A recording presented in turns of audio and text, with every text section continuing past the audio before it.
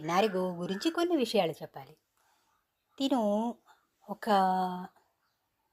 1 month పైగా తనే సింగిల్గా వచ్చేస్తూ ఉంది. వాళ్ళ అమ్మగారితో పాటు ఆరల్స్ తన ఒక బేబీ కాఫ్స్ 6 మెంబర్స్ ఉన్నారన్నమాట. వీళ్ళందరితో పాటు కూడా జాయిన్గా రావట్లేదు. వాళ్ళు వేరే దగ్గర ఎక్కడో గడ్డి మేస్తుంటే తిను ఒక్కటే మా ఇంటికి వచ్చేస్తుంది అనమాట. సో తను వచ్చి ఇలా వెయిట్ చేస్తూ ఉంటున్నప్పుడు మా అమ్మగారు చూసినప్పుడు నాకు ఇన్ఫర్మేషన్ ఇస్తారు, చూడు వచ్చింది మీ ఫ్రెండ్ అని. సో తను ఏం ఇష్టపడద్దో తినడానికి I will prepare for her and I will offer to her.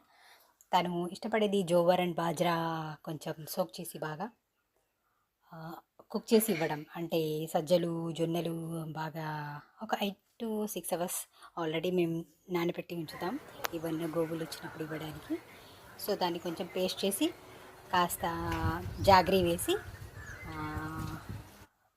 కొంచెం సాల్ట్ కలిపి ఇస్తే అది సాలిడ్ ఫామ్ ఆర్ స్మూతీ టైప్గా ఇస్తే తను ఇష్టంగా తినద్దు అనమాట. సో అది ఇచ్చాక కాసేపు ఆడాలి అమ్మగారితో. తిని కూడా డిమాండ్ చేస్తుంది గంగడోలు సేవ, ఏం చేద్దాము చిన్న పాపగా. సో అలా సవరించాక కానీ వెళ్ళదు. సపోజ్ అలా పలకలేదు, మేము కాస్త దాన్ని ఆడించకపోతే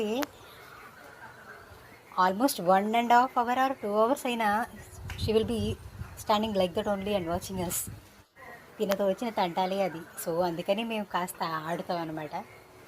తర్వాత తనని సేఫ్గా ఇంటికి వెళ్ళిపో అని చెప్తూ ఉంటాం. రోడ్లో వెహికల్స్ వెళ్తూ ఉంటాయి, వాళ్ళ అమ్మగారితో పాటు వచ్చింది అనుకోండి సేఫ్గా అమ్మ పాటే అడుగులు వేసుకుంటూ వెళ్ళిపోద్దిగా. తిని ఒక్కటే వచ్చింది అనమాట. సో అందుకని మేము ఏం చెప్తామంటే జాగ్రత్తగా వెళ్ళు వెళ్ళు అని తను రోడ్ ఎక్కే వరకు చూస్తూ ఉంటాను అనమాట.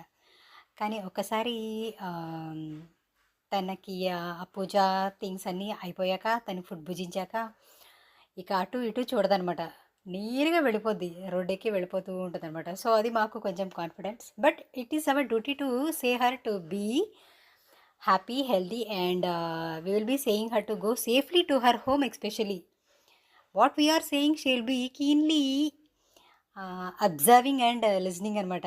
So for my safe thing only they are saying కదా అన్నట్టు ఆలకిచ్చి వెళ్ళిపోద్ది, చక్కగా వెళ్ళిపోద్ది.